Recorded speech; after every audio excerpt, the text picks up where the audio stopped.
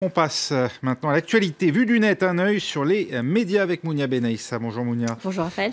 Au lendemain de cet attentat, cette attaque sanglante à Grand-Bassam, les messages de soutien à la Côte d'Ivoire se multiplient sur les réseaux sociaux. Oui, à la Côte d'Ivoire et aussi à la Turquie, deux attentats le même jour, dimanche à Grand-Bassam, vous l'avez dit, près d'Abidjan, et puis à Ankara, deux attentats donc, et ce dessin de Baudry très partagé sur les réseaux sociaux, des terroristes représentés avec cette légende: on hait les dimanches. Des nouvelles très relayées sur Twitter notamment, des messages dans lesquels de nombreux internautes ont souhaité exprimer leur tristesse, mais surtout aussi leur soutien à la Côte d'Ivoire et à la Turquie avec le hashtag Je suis Bassam ou Je suis Ankara, comme ce post de Audrey: nous sommes unis face à la barbarie. Parmi les très nombreuses réactions, il y a celle de l'international ivoirien, celle de Didier Drogba sur Twitter. On va le voir: Bassam, Ankara, même souffrance. Il a également posté un autre message,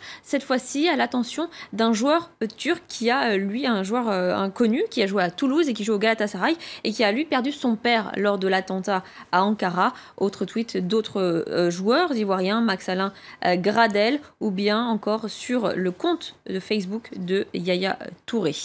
Et toujours à propos des attentats, un article de la presse française a créé la polémique. On va voir cet article tout de suite. C'est surtout le titre qui a suscité la polémique. 14 civils tués, dont 4 blancs. C'est sur le site internet de 20 minutes. Ni guillemets, ni rien du tout. Sur les réseaux sociaux, vous l'imaginez, de nombreux messages d'internautes indignés ont été postés. On en parle aussi dans les Inrocks. Selon les Inrocks d'ailleurs, qui évoquent les déclarations du ministre ivoirien de l'Intérieur, Ahmed Bakayoko, qui a annoncé la mort hier de 14 civils, dont 4 de race blanche. Face aux nombreux messages de contestation, 20 minutes a changé le titre et c'est peut-être pas pour le meilleur. Voici ce nouveau titre: Attaque en Côte d'Ivoire, le récit d'une journée noire. Nouveau titre, jugé borderline sur les réseaux sociaux. Les Inrocks, qui rappellent les goûts douteux de 20 minutes en matière de titres. En janvier 2014, la version papier avait déjà créé la polémique avec cette une sur le film 12 Years a Slave, un film coup de fouet. Et puis, cette fois-ci du côté de la Turquie, tout de suite après l'attentat, les autorités ont décidé de censurer Facebook et Twitter. L'accès à ces sites a été notamment fortement ralenti, voire bloqué. On en parle avec Numérama, qui évoque la volonté du pouvoir turc de maîtriser l'information et certainement aussi de limiter les critiques à l'égard du gouvernement. Numérama qui rappelle que ce n'est pas la première fois que les réseaux sociaux sont bloqués dans le pays, en Turquie.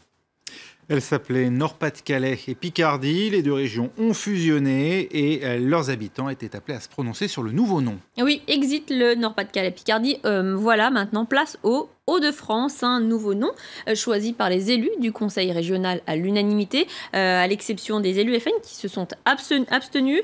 Un nom fièrement annoncé par Xavier Bertrand, le président de la région, sur Twitter.